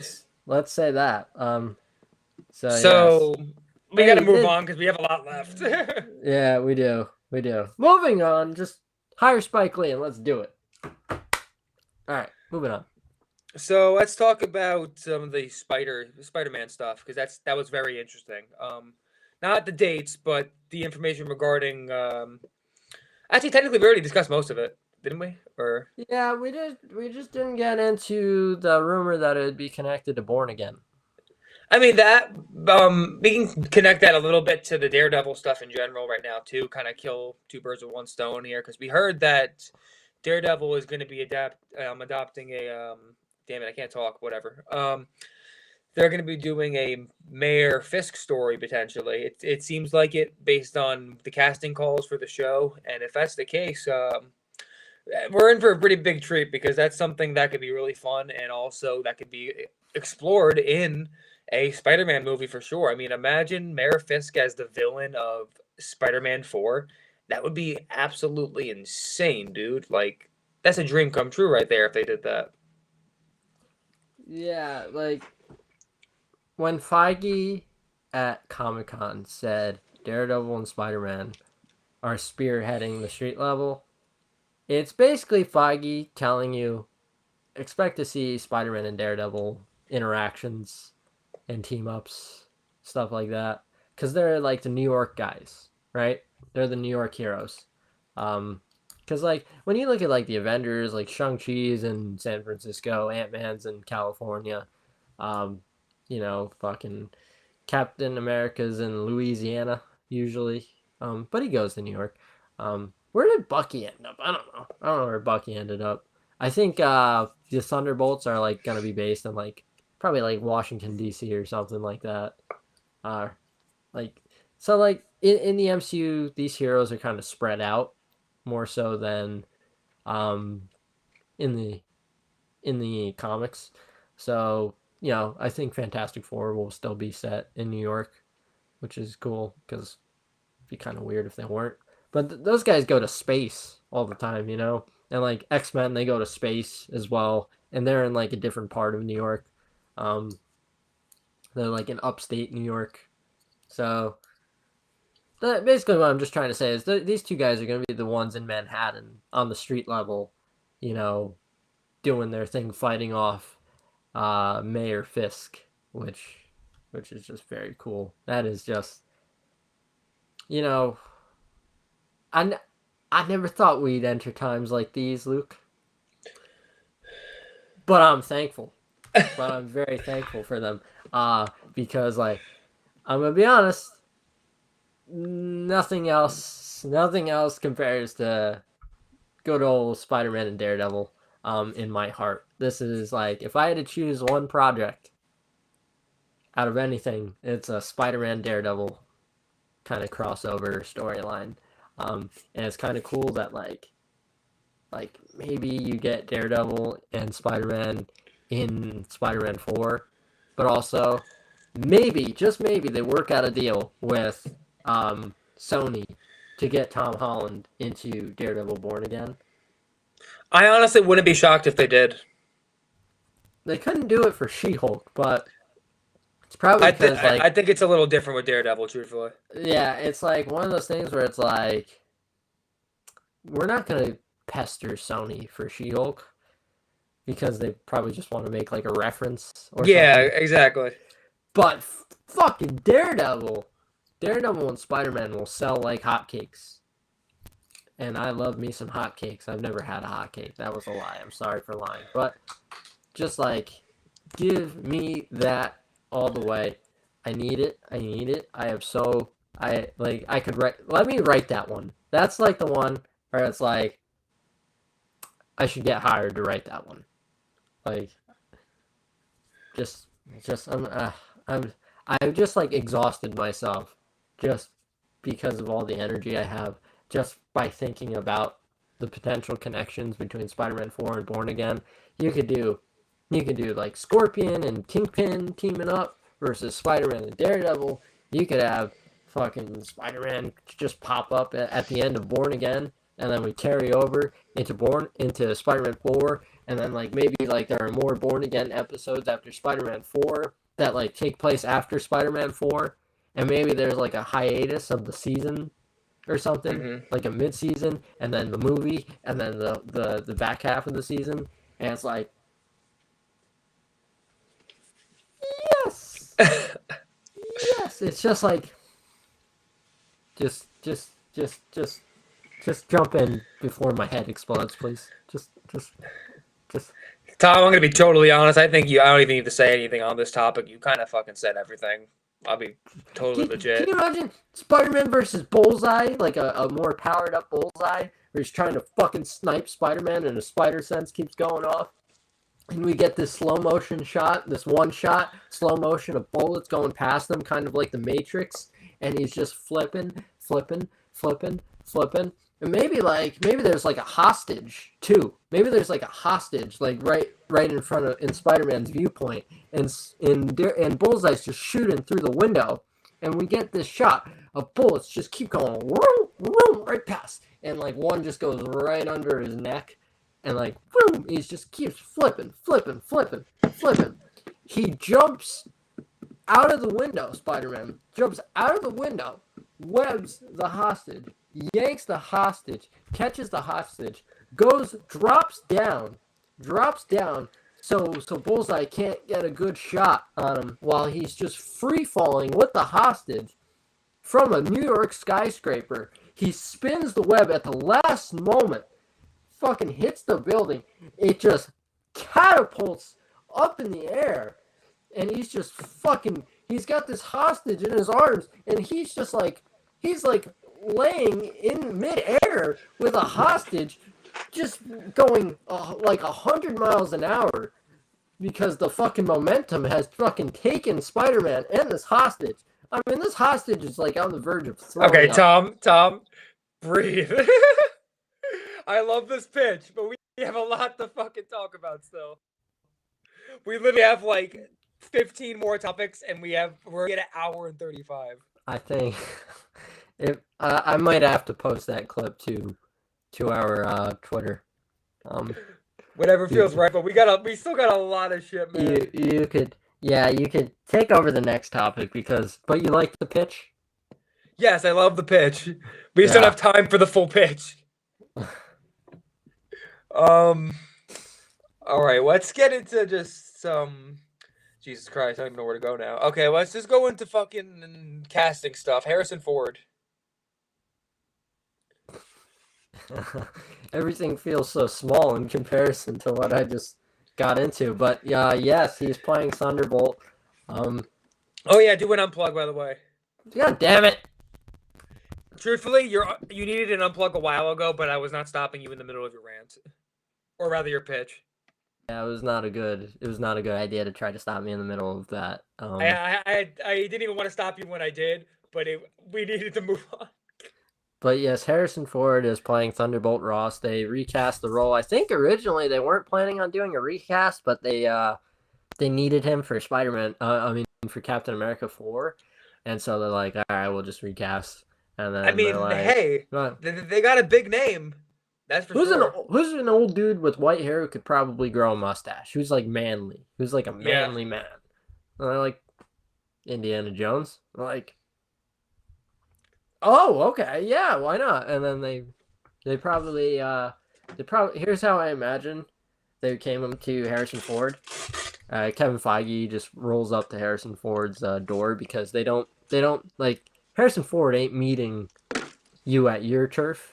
He's like, you're Yeah. coming to my turf. So Kevin knocks on the door and is like, here's the deal. I want you to play this guy. William Hurt played him. Previous movies, he died. Yada, yada, yada. He goes, then, this is my Harrison Ford. How much we talking, kid? Because he Yeah. calls Kevin Feige kid, even though Kevin Feige is probably like a 50-year-old man. Yeah. And he goes, and Kevin's like, well, how much you want, Harrison? And he goes, how much you got, kid? And like, and then Kevin just turns to his assistant and he goes, this is going to be slightly more expensive than I thought. And Kathleen Kennedy, just like, because she runs Lucasfilm and like that's Indiana Jones as well, she's like, told you. And so they get, but then Harrison Ford is just reluctant. He goes, I'll tell you what, kid, I'll take this amount. And he goes, and Kevin Feige's like, well, that's not necessarily in our budget. And then Harrison Ford's like, I'll put it in your budget, kid, or else I'm not fucking doing it. And Feige's like, all right. And he goes up to the head of Disney. He's like, this is how much Harrison Ford wants. And he's like, I made Indiana Jones for you. And it's like, that's how Harrison Ford got his money. And so, you know. It's a big get for Marvel. I mean, I'm happy. At first I didn't know how to feel about casting somebody as old as Harrison Ford, but the reality is he's not even probably. He's definitely not a long-term option for Marvel, and they know that. I think the longest he would stick around, absolute longest, I think he'd be here till the end of Secret Wars, and it might even be earlier. And even if it was till the end of Secret Wars, let's just say that project's probably going to film what 2025. So that means they'd only have him for 3 years, which is all they really need. Because in those 3 years, he'll probably, not even probably, he's almost definitely going to be in 3 projects. Yeah, like he'll probably do just a few and then that'll be that. Like I hate to be that guy, but he's 81 and like we already had one Thunderbolt die. So I love me some Indiana Jones and I love Harrison Ford. But yes.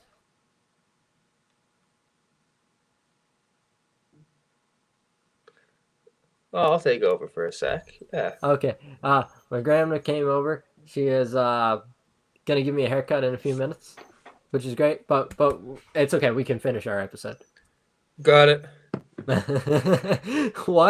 What is with the distractions today? I don't even know.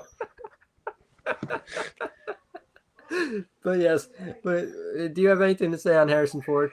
No, I mean, I'll just say I love the move. I think it's going to work out. He's going to be in multiple projects, and I'm excited to see what he does in the MCU. Speed along. Fair enough. Fair enough. Oh my god. All right, okay, what's next on the itinerary? I guess we'll go into the other casting that just came today. We got Mephisto, dude. Yes, Borat's playing Mephisto. I mean, that's pretty fucking huge, and it's great casting. Actually. I can see it. Like I can see it. I see the vision. I see that motherfucker's face, and I'm like, yeah, I can see that. I can see that. I think that might end up being fantastic casting. Because like what we've heard is that Ironheart's gonna be like magic versus, like it's gonna be mystical versus tech. So like Mephisto is pretty mystical, if you ask me. He's basically the devil. So yeah, I mean, like, I really don't have too much to say on that because, like, I don't know, like. I will say, Ironheart continues to jump up my list of anticipated shows, actually, and projects in general, because it sounds really fucking awesome. And now that you're adding Mephisto into this, even though he's not the main villain, but still, that's fucking insane. And I bet you after I watch Wakanda Forever and I inevitably fall in love with the character, I'm going to be all in. I'm going to be all in on it. I am going to be all in on it as well. Wow, this thing won't open. Jeez. Ah, fuck. Wow. How do I open this? You gotta turn it. No shit, I have to turn it. Oh, God. This is tough to watch. This is tough. Hold up. Using my shirt now. Hold up. Oh, I got a text message too? Jeez. What's happening today, man? Alright. You know, I'm going to do this while talking about Mephisto. I don't know if they're planning on him being a big bad, or if they're like, or if this is going to be like a few projects and then he's done. I don't know what the end game is here. Hopefully the end game is too. It'd be funny if, like, because Mephisto got rid of Peter and MJ's marriage in the comics, if he's the one to, like, give it back in the MCU. I have a feeling Mephisto will probably just be kind of around. He's not going to be like a big bad necessarily, but he's going to be in various projects, and I think down the line he'll. I heard 4. I saw 4. That was it was a rumor, but it's not from a source I really put any trust into yet. So I'm not going to say 4, but I think he's definitely going to be around. I mean, you don't cast Mephisto and have him be in one project. It'd be he's going dope. to be in multiple. Yeah, it'd be fucking. You know what we need to see? We need to see Daredevil versus Mephisto. Devil versus devil. Devil. We need to see it. Like, or if they ever make that Midnight Suns movie, like he could be the villain. I haven't read too much on the Midnight Suns, but it just seems like that would fit. Do an unplug. God damn it! We're almost done, so we're gonna speed through these last ones. All right, Tom? Oh yeah. All right, this is gonna be very fast. Michael Waldron writing Secret Wars, yay or nay? Okay, he wrote Loki, so he's on my good list. Yeah, exactly. I'll give him a yay for that reason as well. Armored Wars is now a movie. Absolutely goated. I think that's fantastic. Bring back Justin Hammer. I fully support that. Was that already confirmed, or no? That's just a rumor, but I think. God damn it! I think that'd be bring great. him back. Bring him back, because like remember, Rhodey and him were in scenes together in Iron Man 2. So. And good for Don Cheadle. He deserves to be on the big screen in his own movie. Hell yeah. Let's see. Cavill. Yeah, he's in the credits. We already knew this for Black Adam. They played the John Williams theme, very light, and he has a new suit, but it pretty much just looks like the Justice League suit with a little more brown around the emblem instead of yellow. Not brown, I mean orange. That's kind of what it is. Superman's been drinking his orange juice and he spilled it on his chest. Exactly. So it's just good to see Cavill back after all that time. The controversy around it is bullshit. It's dumb. Just enjoy that he's back and have a good time. That's all I'm going to say on that. There we go. Yep. Black Adam reactions. It's been largely positive, but I Pretty think mixed reactions. yeah, Yeah. there's been some mix for sure. I think as more because usually the initial reactions from social media tend to be more positive, and then as like everybody's able to review it, the more negative one comes in. And I have a Yeah. feeling this movie's gonna land around a probably a 70, just because I've heard the script is kind of mediocre from a few people, and I have a feeling that's going to be a common theme. It's It's going more to be action oriented that's what I'm saying. I think than it's it going to be is script. described as a mediocre script, great action, great casting. The cast kills it as a whole. Some cool themes, but not entirely And then Superman shows up. explored. Yeah, that Superman shows up, and the third act villain sucks. That's kind of what it's going There's to a be. I villain think. in the movie. Yes, he's What red. the fuck is there a villain? Whatever. Yeah, that's probably going to be the part that a lot of people don't like. But so we had also speaking more on that. The Rock confirmed a crossover with Shazam, stating the obvious. We all knew that was going to happen. Probably in the third Shazam movie, I'm going to guess we're going to get Shazam and Black Adam with Superman coming in at some point. So yeah, it's very exciting, and I can't wait to see that on the big screen. As long as WB gets their shit together. Don't count on that. Yeah, I know. I'm not going to. It's kind of funny how like historically, if you go through all the eras, that they have like historically never had their shit together. No.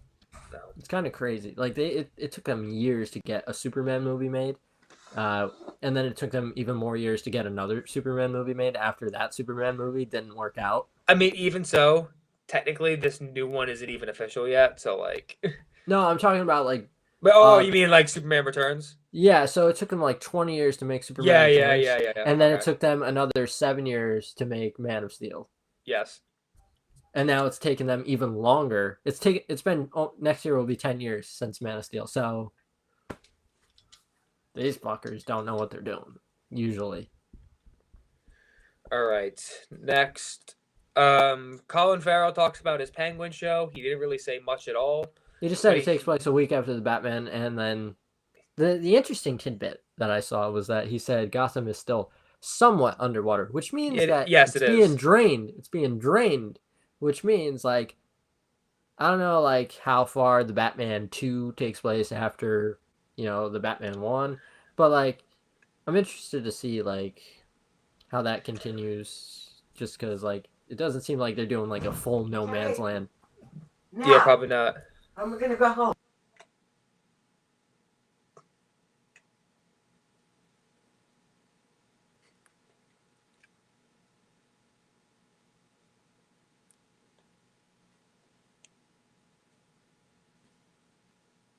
All right, we're good. We're good. All right, let's finish up. We're almost done anyway. We have 2 things left. Ezra Miller's doing flash pickups. I don't really give a shit, quite frankly. Yeah, it's just kind of weird that he's like, after all this, he's like, bro, we just need you on this one like side shot.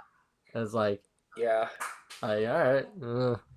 It's kind of weird that they're still doing it. And the last thing, Joker and Cap 4 writers have joined Spawn. So who would have guessed that shit? I'm excited to see like a reboot. Jamie Foxx is doing it, which is cool. I'm not gonna say I'm in on the movie because literally like it's kind of hard to be, but I'll say this: they're doing all the right things right now. So I'll give them credit where it's due, and I'm hoping it ends up being good. Because if it is, I will gladly go see it in theaters. For sure. All right, I think we're good. 2-hour episode. That was impressive. Yeah, I need food. I'm fucking starving. Same here. All right, well, Tom, it's been a pleasure, but until next time, this has been another wonderful episode of Cape Time. See you, everybody. Peace.